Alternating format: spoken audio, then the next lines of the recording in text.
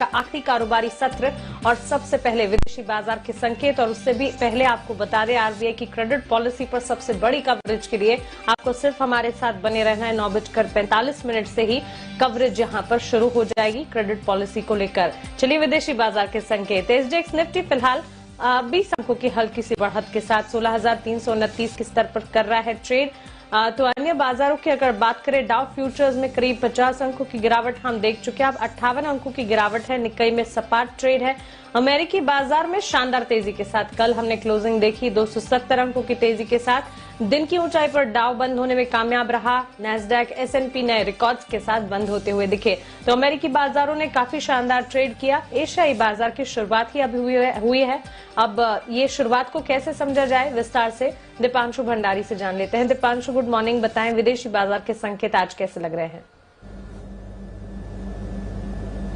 Good morning Mansi. और बढ़िया संकेत आपको आते हुए दिख रहे हैं। अच्छी तेजी आपको बनती हुई दिखी है कल शाम अमेरिकी बाजारों में, और उसका इम्पैक्ट आप आज सुबह भी देख रहे हैं। थोड़ी सुस्ती के साथ आपको जरूर जापान के बाजार आते हुए दिखेंगे, पर एसजीएक्स निफ्टी पर हल्का पॉजिटिव कारोबार हो रहा है और ओवरऑल भी मूड माहौल बाजार का ठीक ठाक ही दिख रहा है। कल हमने देखा कि डाउ 270 अंक उछलकर दिन की ऊंचाई पर बंद हुआ। जब भारतीय बाजार बंद हुए थे तो हल्की सी बढ़त दिखा रहा था, तो उसके ऑपोजिट देखें तो बढ़िया गेंस आती हुई दिखी हैं।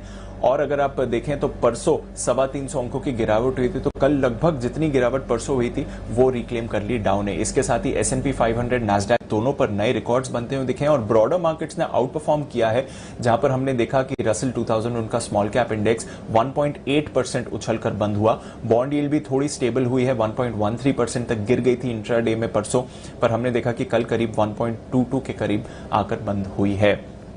एनर्जी और कंज्यूमर स्टॉक्स यहीं से सबसे बड़ा सहारा आपको आते हुए दिखा है। यूएस में 1 लाख करोड़ का जो इंफ्रा स्टिमुलस पैकेज है उस पर चर्चा चल रही है और जानकारों का मानना है कि जल्द ही इस पर फाइनल डील आती हुई आपको दिख सकती है। तो ये एक फैक्टर है जहां पर सबकी नजर बनी हुई है, और साथ ही इकोनॉमिक डेटा पर नजर बनी हुई है। एक तो जो साप्ताहिक बेरोजगारी के दावे आए वो अनुमान मुताबिक आए, तो वहां से थोड़ी पॉजिटिविटी बढ़ी है। एंड मोर इंपॉर्टेंटली आज जुलाई महीने का जॉब्स डेटा आने वाला है, जिस पर सबकी नजर है। अनुमान करीब 8.5 लाख का लगाया जा रहा है। हालांकि काफी बड़ी रेंज है।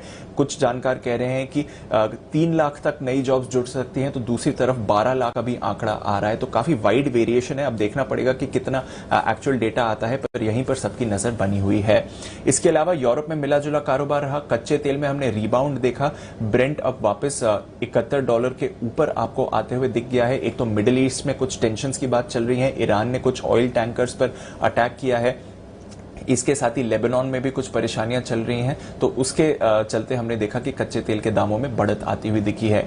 इसके अलावा सोने पर दबाव है। हालांकि $1800 के ऊपर ही ट्रेड कर रहा है और डॉलर में स्टेबिलिटी आई है। क्रिप्टो बाजार पर भी रखिए नजर, क्योंकि यहां पर खरीदारी होती हुई दिखी है। बिटकॉइन अब वापस 40,000 के पार जाते हुए दिखा है, और इसकी एक अहम वजह यह है कि जेपी मॉर्गन ने अब एक क्रिप्टो फंड लॉन्च करा है अपने बड़े या फिर HNI क्लाइंट्स के लिए। तो यहां पर भी आपको एक्शन बनते हुए दिख सकता है।